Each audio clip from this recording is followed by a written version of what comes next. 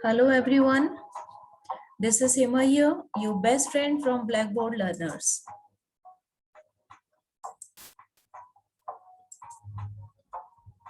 Now we will start the next thing, which is from geography portion, that is hydrosphere.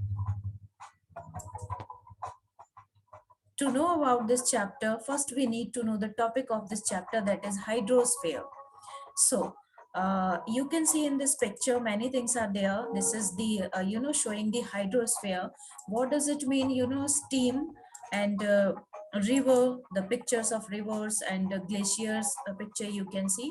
So simply we can see all the water bodies or all the water which is present on the earth's surface in any form, whether liquid, gas or solid form. Okay, पानी किसी भी तरह से जो पृथ्वी पर available है, that is known as hydrosphere. These were the pictures of the water, hydrosphere. And the next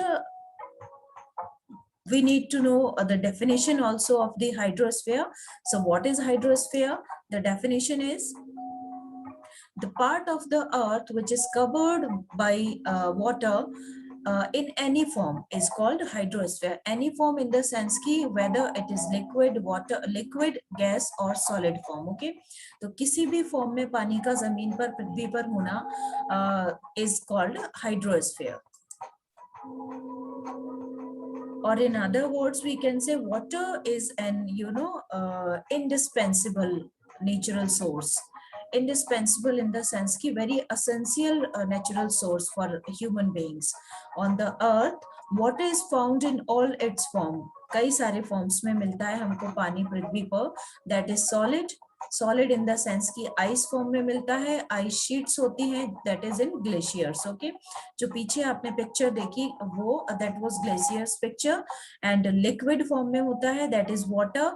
It may be in oceans, rivers, lake, pond and underground streams. Okay, next form is gas, and that is water vapor. It is available in atmosphere. Okay, and the earth is also called blue planet. ये हम सब जानते हैं that our earth is also called blue planet as 71% of its surface is covered by water and only 21% is land. Means पृथ्वी जो है, पृथ्वी total earth surface का 71% जो है वो पानी कवर्ड है पानी से. ठीक है, एंड सिर्फ 21% पर ही लैंड है. Okay,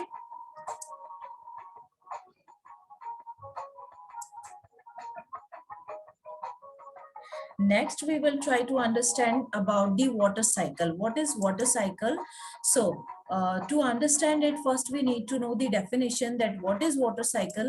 Water cycle is, this is how the water evaporate from the surface of the earth, rises into the atmosphere. means हमारे earth surface पर जितना भी पानी available है वो सन हीट की वजह से क्या होता है, इवेपोरेट होता है, भाप बन जाता है. ठीक है, और एटमॉस्फेयर में ऊपर उठकर चला जाता है. Cools and condense into rain, ठंडा हो जाता है और रेन में बदल जाता है, एंड स्नो में भी बदल जाता है. ठीक है, स्नो एंड रेन के ड्रॉप्स बनकर क्लाउड बन जाते हैं. ठीक है, okay, and falls again to the surface as precipitation called rain, और फिर वापस पानी की बूंदों के रूप में जमीन पर गिर जाता है, प्रेसिपिटेट हो जाता है, दैट इज कॉल्ड रेन. ठीक है, मीन्स वाटर क्या है, जितने भी वाटर बॉडीज हैं इनसे इवेपोरेट होकर, कंडेंस्ड होकर फिर वापस जमीन पर रेन के थ्रू, बारिश के उसमें गिर जाता है, बरस जाता है. That process continuously keep on happening, और ये प्रोसेस जो है लगातार होती रहती है एटमॉस्फेयर में, और इसको हम वाटर साइकिल कहते हैं. Water from oceans evaporate into air. I just said कि इवेपोरेट हो जाता है, भाप बन जाता है, स्टीम बनकर ऊपर चला जाता है. फ्रॉम देयर इट में रेन ऑन द लैंड और ओवरसीज, फिर वहां से ये बारिश के रूप में वापस बरस जाता है बादल बनकर. The rain water again goes back to the sea through the rivers, फिर बारिश का पानी वापस नदियों में बहकर, नदियों से बहकर समुद्र में वापस चला जाता है. This movement of water is called water cycle. और ये लगातार बारिश होना और फिर पानी सूख जाना, ऊपर बादल बन जाना, फिर बारिश का हो जाना, रेन होना, और फिर वापस नदी तालाब का भर जाना, फिर वापस सूख जाना, ये प्रोसेस कॉन्टिन्यूस चलती रहती है. And this process is known water cycle. You can see in this picture how the water is सूख जा रहा है, किस तरह से ड्राई हो जाते हैं सारे लैंड, जितने भी फिल्ड होते हैं वाटर बॉडीज, वो सब एकदम हीट के वजह से एवेपोरेट हो जाते हैं, भाप बनकर ऊपर आसमान में बादल बन जाते हैं, कंडेंस्ड हो जाते हैं, एंड फिर वहां से वापस प्रेसिपिटेशन के थ्रू यानी कि बारिश हो जाती है और फिर नदी तालाब भर जाते हैं। तो इस तरह ये प्रोसेस कॉन्टिन्यूस चलती रहती है, ना ही आप इसको एंडिंग प्रोसेस कह सकते हैं और neither you can say the beginning process, ना ही आप इसको एंडिंग प्रोसेस कह सकते, ना ही ये बिगिनिंग प्रोसेस है। इवेपोरेशन होगा, कंडेंसेशन होगा और फिर प्रेसिपिटेशन होगा, लगातार यही प्रोसेस वापस रिपीट होगी। इवेपोरेशन होगा, कंडेंसेशन होगा, फिर रेन होगी, प्रेसिपिटेशन होगा, अगेन फिर कंडेंसेशन, इवेपोरेशन, और फिर ये कॉन्टिन्यूस प्रोसेस चलती रहेगी। This is called water cycle.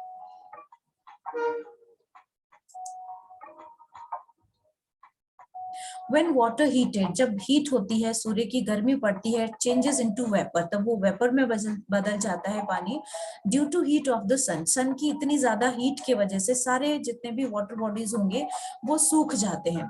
A pool of water may be even totally dry up, बिल्कुल ड्राई हो जाता है। As I earlier said, just कुछ within few minutes ago, few seconds ago I said कि बिल्कुल सूख जाते हैं water bodies. The water which is in liquid form in the pool turns into gaseous form, और फिर वो पानी जो कि liquid form में था वो gaseous form में बदल जाता है, water vapors बन जाते हैं, ऊपर एटमोस्फेयर में जाकर मिक्स हो जाते हैं, क्योंकि जो एयर है, क्योंकि वो जो क्योंकि जो वेपर्स हैं वो इतने लाइट होते हैं कि वो ऊपर जाकर मिक्स हो जाते हैं एटमॉस्फेयर में।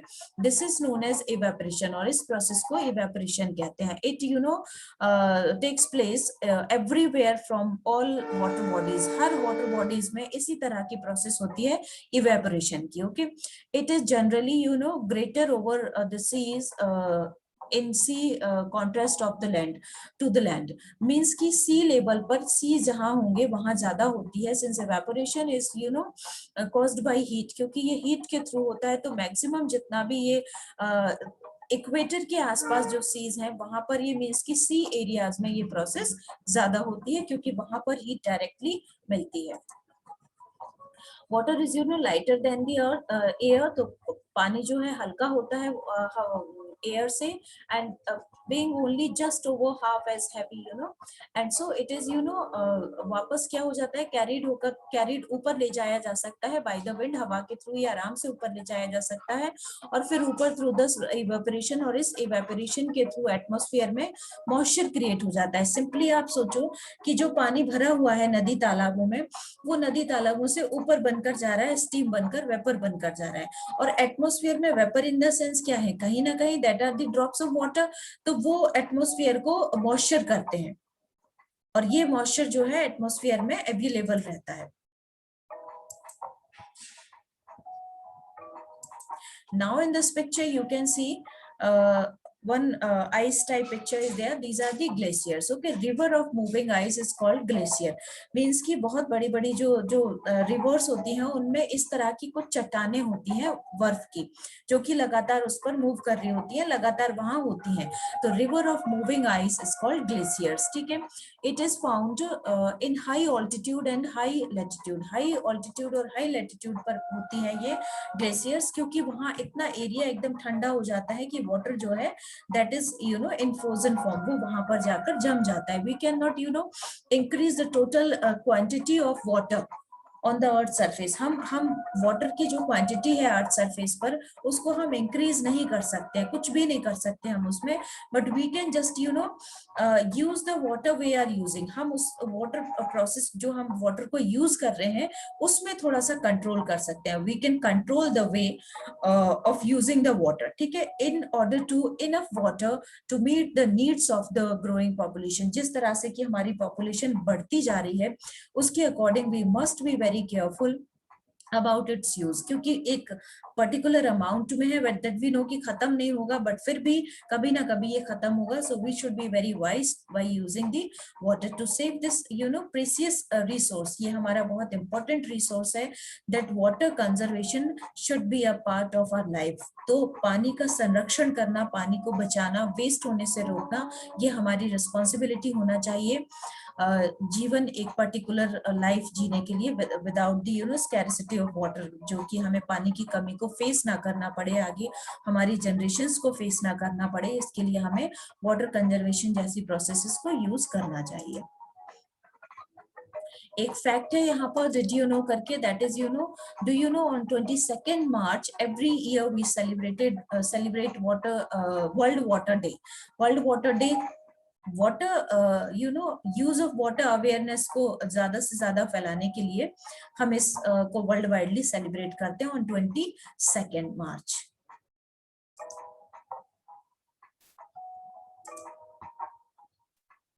Next is distribution of water.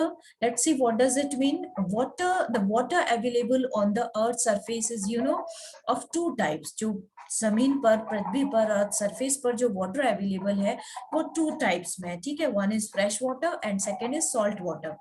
तो जितना भी फ्रेश वाटर है, पहले हम सॉल्ट वाटर लेंगे. सॉल्ट वाटर 97% है, क्योंकि बहुत ज्यादा सीज है हमारी पृथ्वी पर, बहुत ज्यादा ओशंस है, और ओशन वाटर जो होता है सॉल्टी होता है. उसमें सैलिनिटी यानी कि उसकी जो सैलिनिटी है, मतलब कि वाटर की जो क्वालिटी है वो सैलाइन वाटर होता है, सॉल्ट मिक्स होता है उसमें.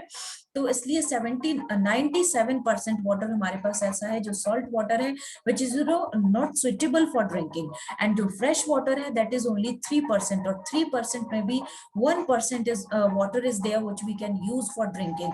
तो इसलिए we should be very wise using the water. हमको पानी का यूज करते टाइम बहुत ज्यादा वाइजली करना चाहिए. We should not waste it. And last but not the least, these all are your choices.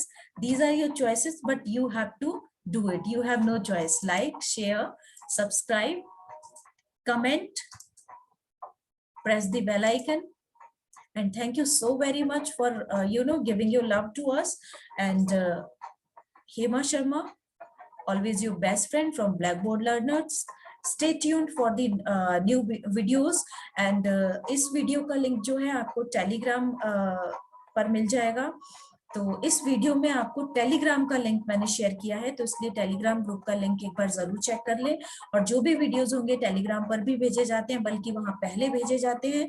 तो आप एक बार चेक करते रहें, कंटिन्यूअस जुड़े रहें for the new updates. Thank you so much.